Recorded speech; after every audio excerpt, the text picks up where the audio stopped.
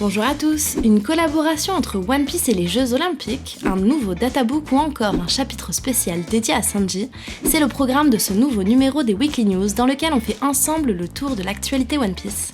On commence avec l'annonce d'une collaboration entre One Piece et le Yomiuri Shimbun, qui est l'un des journaux nationaux au Japon.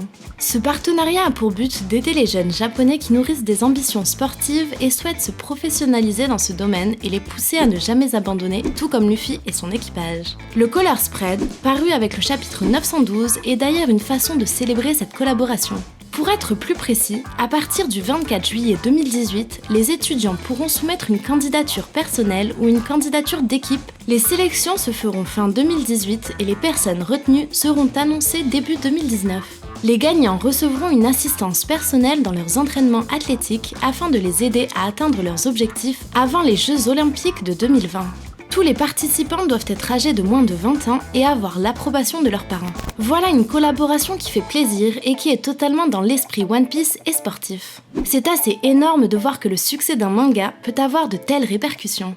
Côté publication, on a droit à 2 grosses nouvelles, à commencer par l'annonce d'un nouveau databook qui fera plaisir à tous les fans d'infos et de statistiques. Ce nouveau volume, intitulé Vivre Card, aura une forme différente des précédents puisqu'il sera articulé sous forme de fiches de personnages. Un peu comme un grand Pokédex One Piece, j'imagine. En tout cas, on sera d'accord pour dire que la couverture est magnifique et qu'on a tous hâte qu'il soit édité en France. L'autre annonce est celle d'un 4e One Piece Magazine qui devrait être publié en octobre. Il paraît que le One Piece Magazine est prévu pour devenir trimestriel. Si ça se confirme, ce sera tout simplement énorme.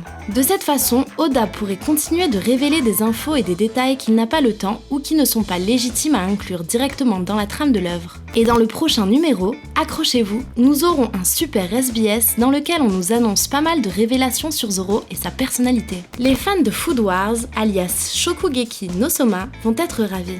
À l'occasion des 21 ans de One Piece, Shun Saeki et Yuto Tsukuda, les auteurs de Shokugeki no Soma, ont réalisé un chapitre spécial centré sur Sanji et nommé Shokugeki no Sanji. On va donc pouvoir admirer notre cuisinier préféré s'exprimer dans l'un, si ce n'est le meilleur manga sur le sujet en ce moment. Je l'ai déjà lu pour ma part et je vous conseille vraiment de vous jeter dessus également. Les dessins sont magnifiques, Sanji est plus beau que jamais et on croise vraiment pas mal de personnages de One Piece qui vous rendront vraiment nostalgiques. Quant au scénario, vous vous en doutez, il va devoir faire appel au talent culinaire de Sanji dans une épreuve assez spéciale. Vous ne le savez peut-être pas, mais un nouveau spectacle sur One Piece est en préparation.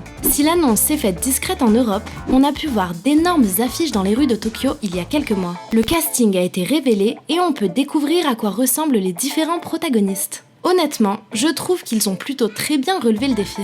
Il faut savoir que les acteurs ne joueront que la partie physique de leur rôle, leurs voix quant à elles seront interprétées par les seiyuu de l'anime. On retrouvera donc Mayumi Tanaka, Kazuya Nakai, Kapei Yamaguchi, Hiroaki Hirata et Akemi Okamura qui interpréteront Luffy et ses compagnons. Ce qui est toujours un plus car au fil des années, leur voix est devenue un élément indissociable de leur personnage. Le spectacle représentera l'arc Is Blue et aura non seulement des acteurs pour jouer les scènes, mais également des musiciens qui joueront la musique en live. Et à la direction musicale, ce sera ni plus ni moins que Kohei Tanaka, le compositeur de l'anime One Piece. Au total, c'est donc pas moins de 35 acteurs qui se partageront la scène et les personnages de l'histoire.